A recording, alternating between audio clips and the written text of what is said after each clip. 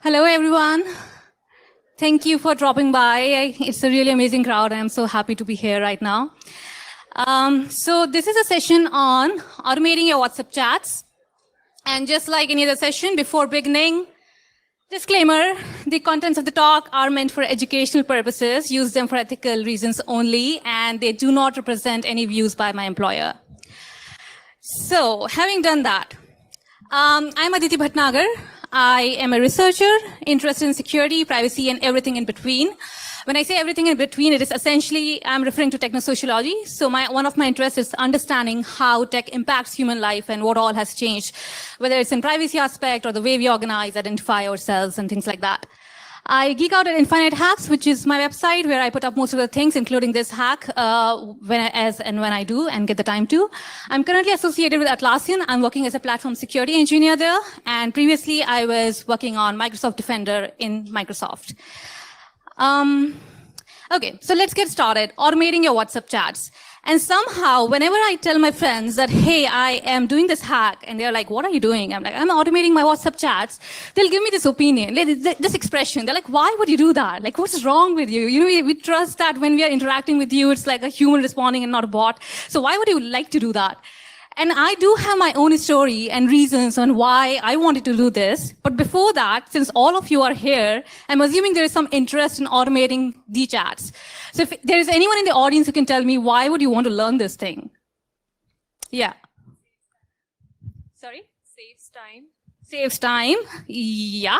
It depends on how much you chat, but yeah, sure. Well, I don't reply to my dad on time. I get scolded. So. Yeah. That is, you're like fulfilling your responsibilities well. Yeah, not letting anyone be, like, not hanging on anyone, just responding back in time. Makes sense. Anything else? Yeah. Maybe it will reduce the breakups. Oh, maybe I think it will cause the breakups. Like once they know that you have been automating the chats, it might cause. But yeah, it might also reduce if you know you are busy and you're not able to get back to the person on time and you want to do that, not to hurt their feelings and respect their time. So yeah, why not? I had my own story. And it's like all of us were friends, passed out of college, and we were connected on WhatsApp. And all friend circles have their own quirks, right? Cultures and stuff like that. And mine had the thing that when we want to get immediate attention of a person, so something really happening has happened in my life, and I want my friends to immediately like get back to me, I'll just keep on sending pings. And this was a thing we just do, like, hi, hey, listen. Like just like a stream of text so that they just get a lot of notifications. And so they just get back to me. Yeah, it's very irritating, but it worked for my friends, so yeah. And as expected, it so happened, and one day I got in a competition with my friend. So she was texting, I was texting, and we were like, who can disturb the other person more, right? And while doing that, while typing the text, I was like, why not I just automate it? Like, there should be a way to automate it, right? So my only desire to do this was like automating that and win the competition and solve the purpose forever. Like have an attention grabber script. So anytime I want their attention, I like just and another set of text, and they immediately get back to me. So that was just that innocent, you know, winning the competition thing. And that got me started into how can I possibly do that? So there's a problem at hand now. I want to automate my chats. How can I do that? And there are different ways. If you understand WhatsApp has like a web.whatsapp.com, which is a website version. So my first hunch was like, let me go to the website, see the JavaScript content, have some script, and, you know, click the button, send message, and do things like that. I did something similar with my Facebook Messenger back in college. It was, I think, 2014 around. I think I do have a thing for automating chat somehow. So every platform that I get, I try to automate it. So on Facebook, I did it using JavaScript. And that time it was very easy because they had a fixed ID for button and text box. So you just like enter text box and you click button and then it just sends a message. So I tried doing something similar with web.whatsapp, but somehow I was not happy. There were some issues I do not recall now. But the issue was that I use WhatsApp on Android, right? So I want it to be handy on my Android. Like I want something that works on my mobile and I can just send it. I do not want to open a website and then run a JavaScript, and it just like kills the whole spirit of doing it. So I started looking at how can I do this thing on Android. So if you think about doing a thing like automating your chats on Android, the thing is what all kind of powers would you need, right? Because you want to make sure that the platform provides you those powers.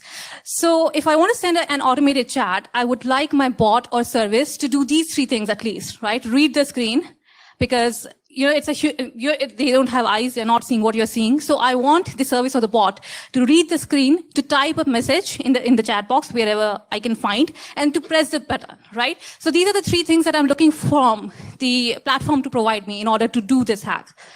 And while thinking about it, I came across TalkBack. How many of you know about TalkBack? Yeah, so TalkBack, for those who do not know, is an accessibility-based app. So usually, whenever you create technology, you want to make sure that it's accessible to as many people as possible, right? So even people with special needs, people who have problems, reading from the screen, you want to create services to help them use mobile phones. So TalkBack is one of the services one of the apps by Google. What it does is that it reads content on the screen to people who are blind or who have difficulty reading from the screen, right? And when I came across it, and it can read anything from the screen. So it's not like it's just reading some notepad or some Google Doc. It can read literally everything that is coming on your screen. And I thought that is super powerful because this app is essentially having the capability to read, which I also need in order to automate my WhatsApp chats. So I started looking at how this is built. And yes, it provides spoken feedback. We talked about it. And when I learned about how TalkBack is built, I came across a concept of accessibility services in Android, right? So accessibility service in Android, it assists users with disabilities in using Android devices and apps. It is a long-running privileged service that helps users process information on the screen and lets them to interact meaningfully with the device. And there is an industrial angle to it as well. So if you're working for companies like Microsoft, Google, or big companies or startups who are like scaling across billions of people, they make sure that their apps are accessible. So everyone is able to use them, right? So it comes as every app, most of the app, you can say on Google Play Store are compatible with accessibility service. And what does that mean? We'll just touch upon it in a while. So this looked like some possible solution. Accessibility service lets me read things from a screen. So I need 2 other things, right? I need to type message and I need to press a button. So then I got curious and started looking at if accessibility service can let me perform actions from user behalf as well. And Android has like a fabulous developer document. They just write everything very nicely. So I took use of that and I came across this exact paragraph, which is take action for users. I was like, awesome, this definitely sounds like a solution. Now I can read things and I can take actions on behalf of user. So I started reading the documentation. I'll explain what it takes to create an accessibility service and how you can do that. But before that, just a minute pause and any questions or any concerns that I need to address, or everything is clear? Yeah. Yeah. Yeah, this is for Android. It would be different. I didn't have iOS, so I didn't have that need, so I did not figure it out. There is one hack in my mind which I can share on iOS later on, but I'm not sure how well it will work. So this is for Android, right? Okay, so creating your own accessibility service. How many of you have experience in building any Android app? Okay. We have some people. So I will explain what it takes to build an Android app, and that might help you in building one very soon because it's very easy, it's very handy. It's not rocket science at all. So what you do, like any Java class, there is this thing, accessibility service. So you define a class, you define a service, because accessibility service is a background service, right? So whatever your bot or service is, it will be running in the background. It is not something which will be actively on the screen. It is something which is sitting back in the background and listening to whatever is happening on the UI, right? Read that stuff and then take actions. So you extend this accessibility service interface and start implementing the classes. So the first step is create an accessibility service class. Another thing that you do is defining it in Android manifest. So Android manifest.xml is the really magical, one-stop file that you should definitely look at if you want to learn about Android or reverse engineer it or whatever, because it is like a file which defines all activities and all services which are there in the app, and it also defines all the permissions that the app has. So whenever you create an activity or you create a service, you declare it in Android manifest in order to for it to be recognized and implemented. So you define it in the Android manifest. And the third and the last step is that you add a configuration to it. So whenever you define an accessibility service, you define an XML and link it to the service. And why is that XML needed? That XML will have information like what all kind of apps it should look at. So just imagine you're blindly sitting, you're the service or the bot, and you're blindly sitting, you do not see the UI. So you need to tell operating system which apps should I be looking at? Like which app should I be getting the traffic from or the UI from? So you can define like which packages you'll be listening to. So for example, Android package name, you define the exact package. Event types, flags, feedback type, what kind of feedback will it be? Like after reading, do I give a vocal, audible feedback, or what kind of feedback is it exactly? Notification timeout, how frequently do I get events from UI? What kind of events do I subscribe to, right? So when you're subscribing to events from UI, a lot of things can happen. A new window appeared, or the content in the same window changed, right? So you get events for all of that, and you get a choice to mention in the XML file that these are the kind of events that I would like to subscribe to. And that's it, pretty much. So these are the only 3 steps you need in order to create an accessibility service. And having read that, I thought it'll be a good idea to start implementing it. And this is like a fine Sunday afternoon. It did not take more than that. And I'm sure if you play around with it, you will kind of have the same feeling that they have made it really very well documented, and you can actually, play around and do your own thing because it's very well documented. So let's look at the code. Okay. I need to refresh this. These are not errors, I swear. But the first step was defining a background service. So I defined this chat accessibility service. The font is really bad looking, so I'm not sure if people at the back are able to see it, but I'll narrate it as well as I can. So there are 2 main things. One is the activity, one is the background service. Activity does nothing but inflate a UI. So every app has a UI, and the main activity is the starting point for an Android app. So you define things like inflate a UI, create a button, and add this edit text, just like you define any other UI. So the main activity is just creating that UI, and chat accessibility service. This one is extending the accessibility service, essentially, right? So it has implemented methods of accessibility service like on accessibility event. So whenever there is a background service, usually you define things like on interrupt, on stop, what happens if my service crashes in between, how do you handle those exceptions? I have not written this as a production level code, so I have not covered all the exceptions, but I have just made it work. So it defines on accessibility events. It defines that what happens if there is an event that I received from the UI, how do I process it? And basically, how do I get information? Like how do I get the name, or how do I get the text box ID and things like that? And the other one that we talked about was accessibility service config. So if you have a look at it, it's listening to package names com.whatsapp. So my service just listens to WhatsApp because I only have things to do with WhatsApp. But if you want to listen to some other app, you can easily add another package name. So if you want to read information from Chrome, you can add com.android.chrome and you can read information from that. So you just extend the package names. Accessibility event types, I have written as window state changed and window content changed, which essentially means that if there's a new window popping up, I'll get an event, right? So I get to read which package it's coming from, what are the contents of the window, basically. Yeah, I can try to, but I'm not sure how well it works. Oh, it does. Does it look good? Okay. Yeah, so it's package names and it's accessibility events here, and then accessibility flags, which kind of is a way to mention what kind of information you should get from the node. You're familiar with HTML DOMs, right? Most of us are familiar with like HTML DOM kind of structure. You can make an analogy with that. So usually what happens is the whole UI, there's a kind of tree and kind of a reference IDs, and the whole node is passed to the backend service. So basically your problem statement now becomes just parsing that node and figuring out the portions of interest, right? So similar to the things that you can do with Facebook chats in JavaScript, right? You figure out the IDs, where do you enter the text and you click. The same kind of things I'm trying to make happen here. So accessibility service essentially gives you a full node-like tree to the backend service. And this is the XML, and the third part was like mentioning it in manifest. So this is the manifest file that you have. And it just has like 2 things. One is the main service, the launcher service. It does nothing but inflate the UI. And the other one is the chat's accessibility service, which is the main accessibility service having all the processing logic. So that is how the structure looks like.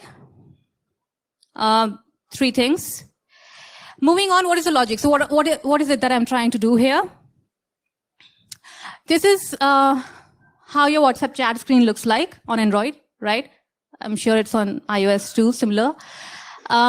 There are 3 things of my interest here, right? So what the app does is you mention the name of a person. So any person, you just mention that, this is the person I want to automate my chat on. So the app has the UI for you to set the name of the person. So name of the person is a portion of interest, the first one. Then I have this edit text. This is the one where I need to enter the text. And the third thing of interest is the send button, right?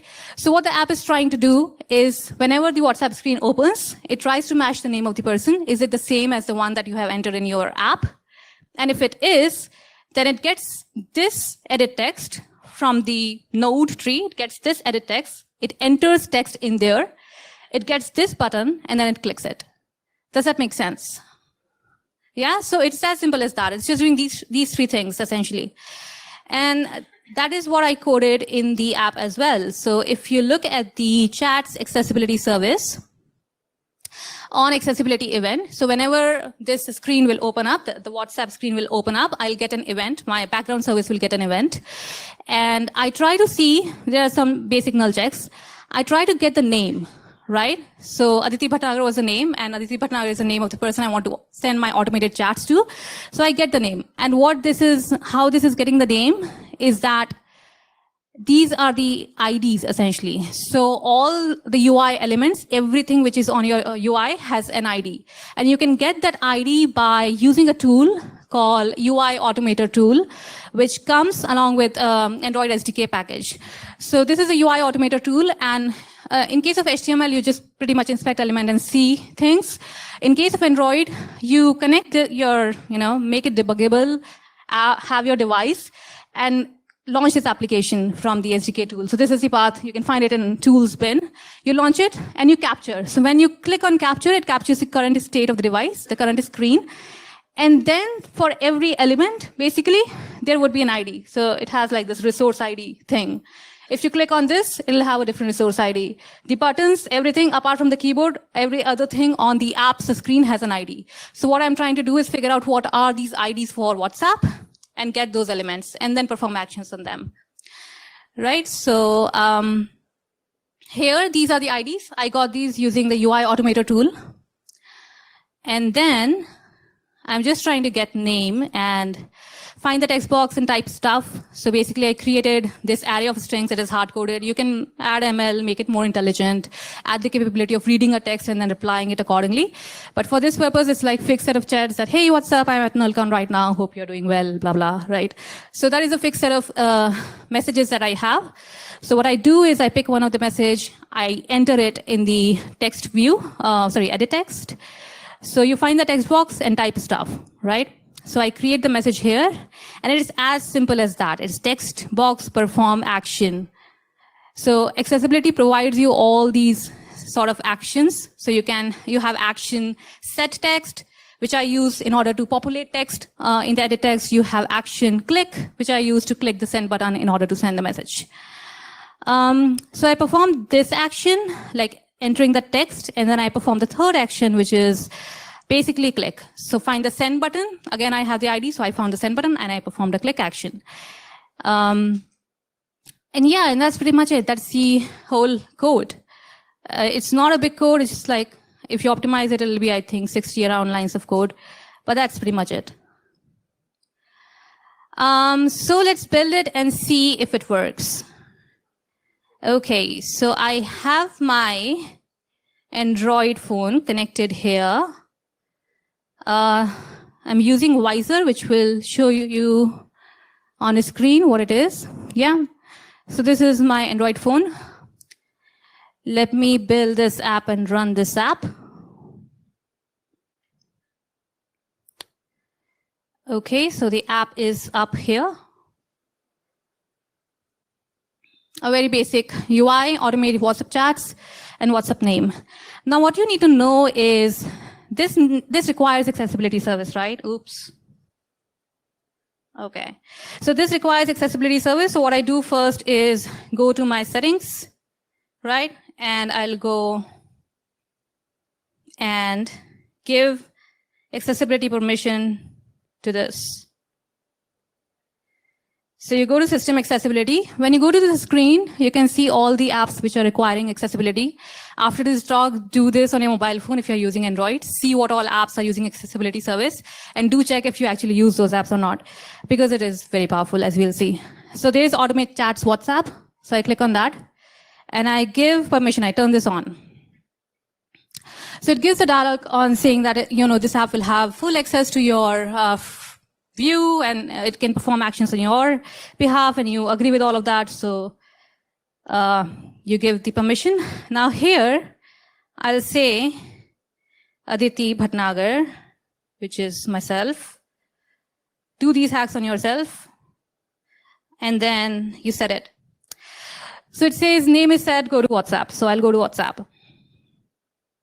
And now, nothing is happening right now, but as soon as I click here, okay, so the demo gods kick in and it does not work. Give me a minute. Okay. So we make sure that the chat is there, and then you have set this thing up. Sorry? Yeah, I'm hoping, yeah, I think that's a valid point actually. Yeah. Let me stop that and see. So I set it up, and let's see if this works. Oh yeah, it does not. What happened?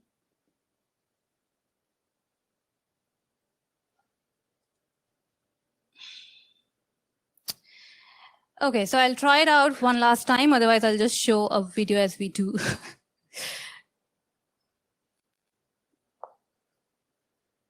If you have any questions meanwhile, let me know and I can answer. Uninstall.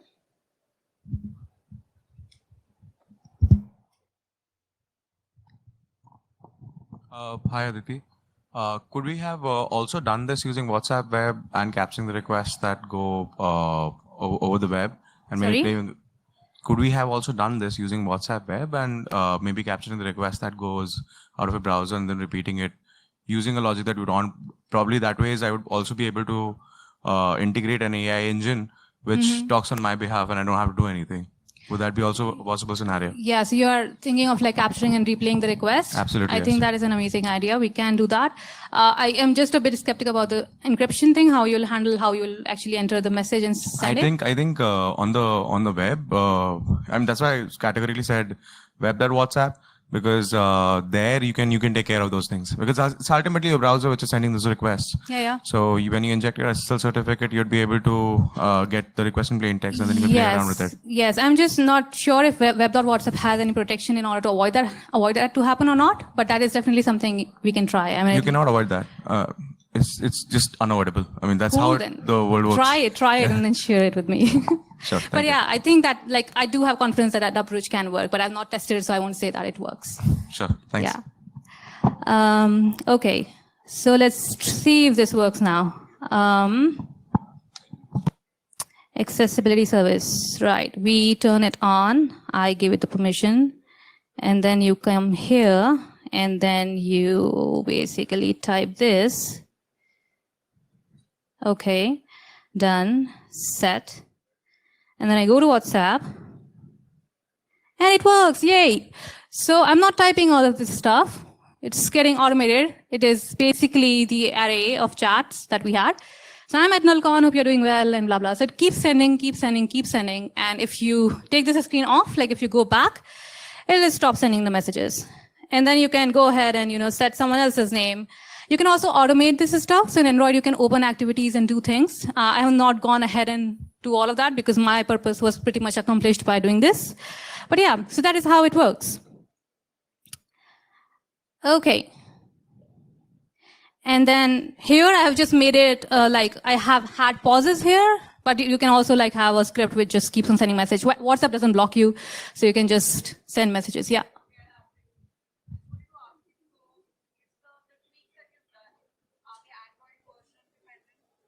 That's a great question, actually. So it works. So the one that is on my mobile is Android 12, and it works for that.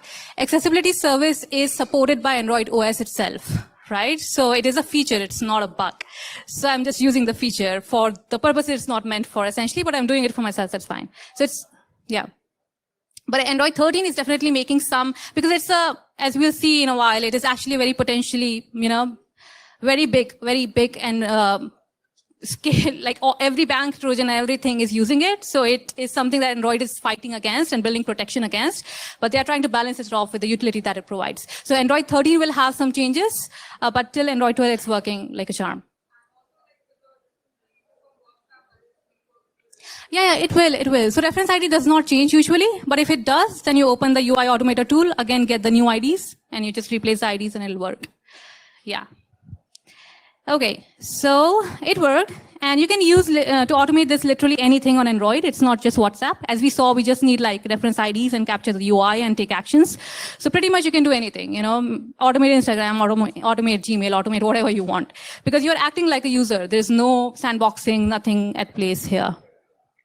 Yeah.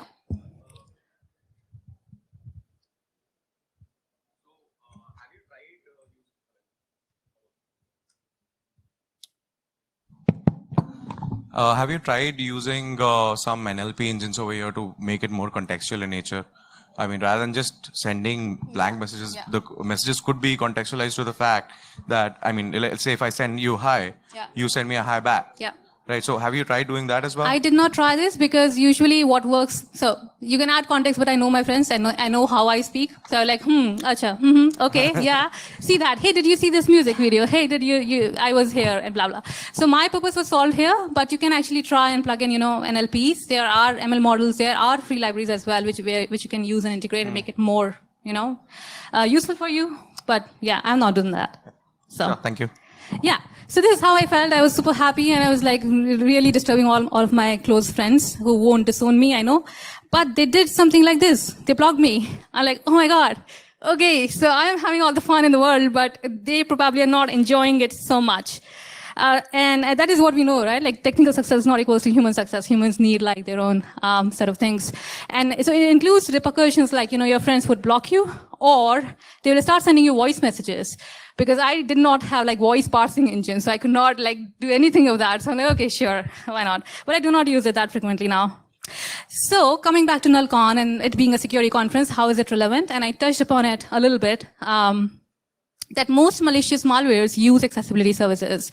All the banking Trojans, they just read whatever pin you're having, they capture the pin, they open apps, they do actions from your behalf, they enter the pin, right? Spywares are becoming a big thing in Android. And accessibility services gives you everything that the user is doing. What is the chat that the person is reading? Whom is the person calling? So you can literally see anything that the person is doing on the screen. And that is why it becomes a really powerful tool for spywares as well. And these are all the names of the bots that have used it in the past, and it's still being used out there in the wild. And the thing that concerns me the most is that the only indicator for a user is you go to the settings and you see whether it's on or not. But I'm sure there can be a tweak around, just removing it from the settings as well. You do not just register it at all. And there would be cases of people who would have researched it. I'm sure there can be cases where you just hide it from the settings itself. Then how would you know that some service is listening to you?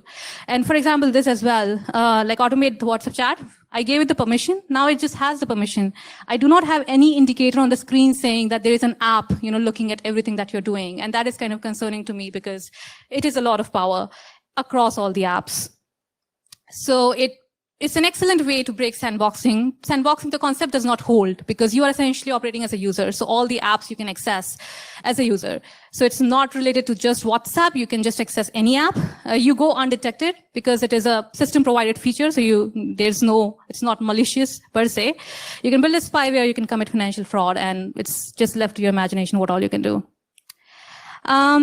Playing is the best way to learn, so that is why I shared this chat, and this is the theme I usually go along with. Although it was a very stupid and hilarious concept on why I started off with, but once you create these services, I think you're always in a very better position to understand the amount of power they hold and how can you possibly build defense or at least protect yourself. So yeah, keep playing, stay safe, and turn accessibility service off for the apps that you do not use. Back to automation, this is a bonus slide.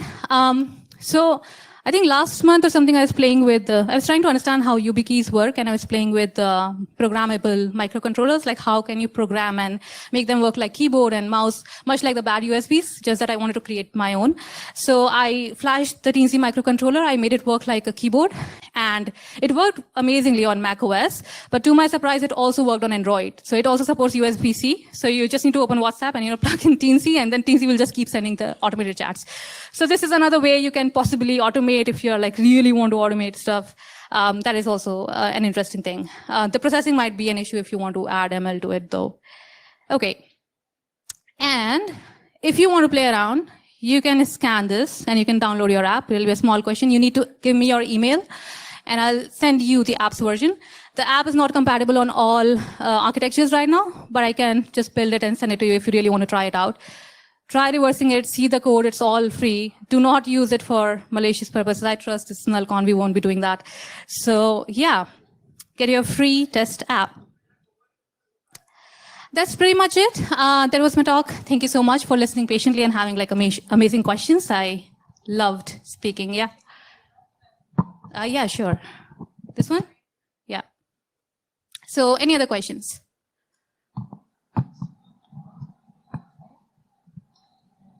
Yep. Like this will help only if we are not like we are away, we are not using our phone. What will help? Like the window. Oh, okay. Yeah, sure. So actually, how it works is reading the UI, right? So if you're using, and this is like, I wanted to automate it, so I will open WhatsApp and then it's getting, but if your service is in background, there is some permission in Android through which you can launch. I think they built some controls on it, but you can actually launch activities. So if you open WhatsApp, like you know which intent to launch, you can launch it and then accessibility service is reading and then, they can read your messages. So you can try that. okay, thank you. Yeah. Great. Any other questions? Yeah. So we divided the scripts into 3 parts, right? Read, then type, and then send. Yeah. So where exactly? I mean, this read thing I couldn't find in the code. That like what exactly are we reading? Okay. Because we are just sending the messages, right? We are typing it down and sending. Yes. So, like if we compare it with the HTML DOM structure, everything is a node, right? And the node has a text value. The same goes with Android. So accessibility service, the whole accessibility node info, an object, which is like loaded with all the nodes and all the text types and all the information within the text, like the text, actual text, it goes to the background. So what we do is that we go to the node and then we read the text of the node. And the text is Aditi Bhatnagar, the name of the person, essentially. Yeah, so it just sends everything. Great. Cool, then if there are no other questions, thank you so much for coming and have an amazing lunch after that. Cool, thanks Nalcon. I'll just call it off. Thank you so much, ma'am.